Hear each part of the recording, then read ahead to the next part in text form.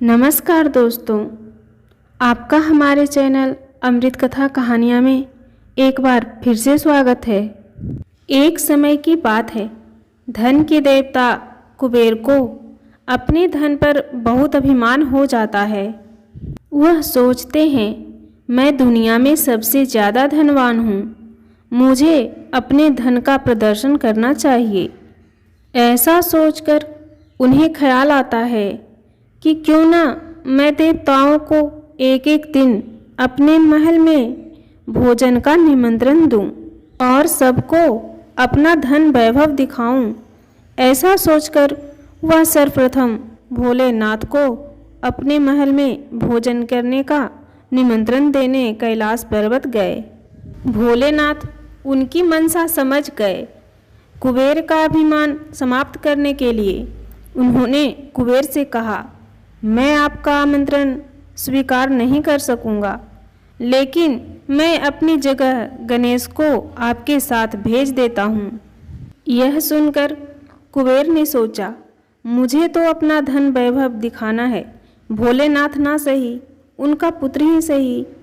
वे हाँ कर देते हैं और गणेश जी को अपने साथ लेकर अपने महल पहुँचते हैं। महल पहुँचते ही कुबेर गणपति को अपना धन ऐश्वर्य दिखाना शुरू कर देते हैं।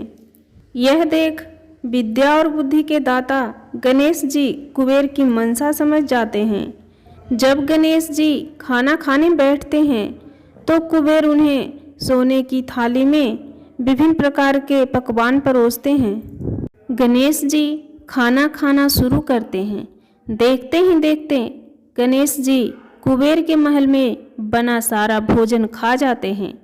उसके बाद भी उनकी भूख शांत नहीं होती। वो कहते हैं, और खाना लाओ।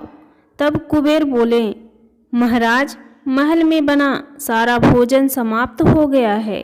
गणेश जी कहते हैं, घर में जो भी फल फूल आदि है वो ले आओ।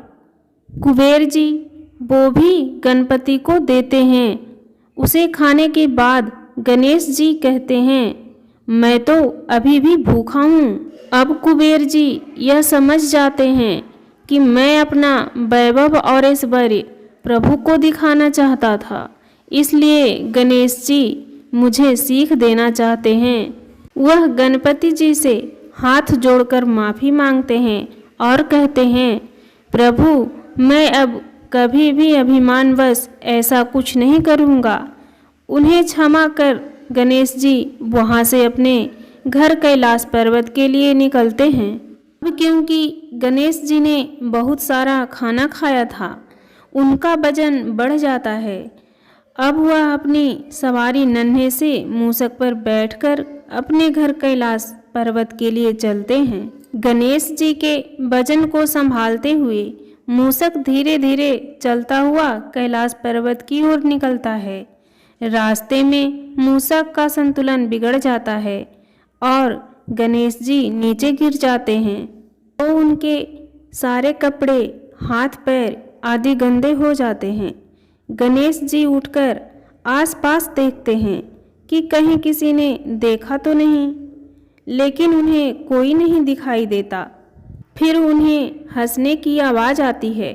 तब गणेश जी देखते हैं कि आसपास तो कोई नहीं है। फिर ये हंसने की आवाज़ किसकी है? गणेश जी की नज़र आसमान में चंद्रमा पर पड़ती है, जो उन्हें देखकर हंसते हैं।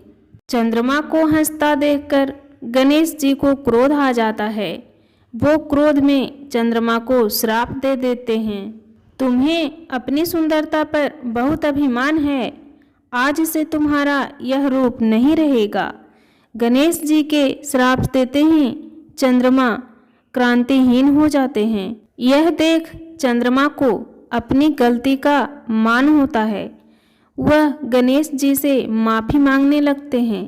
बार बार माफ़ी मांगने पर गणेश जी का गुस्सा शांत हो जाता है।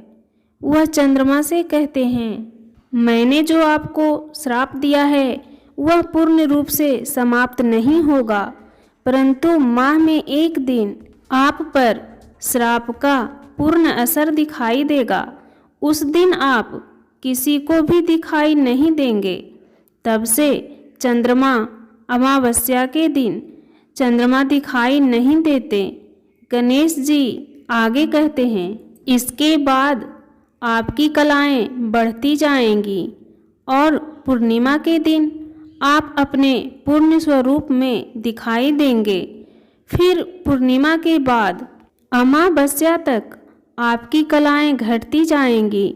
साथ ही गणेश जी उन्हें एक वरदान देते हैं, हर चतुर्थी पर जब मेरी पूजा होगी आपकी भी पूजा की जाएगी। आपको अर्घ्य देने के बाद ही चतुर्थी का व्रत पूर्ण माना जाएगा।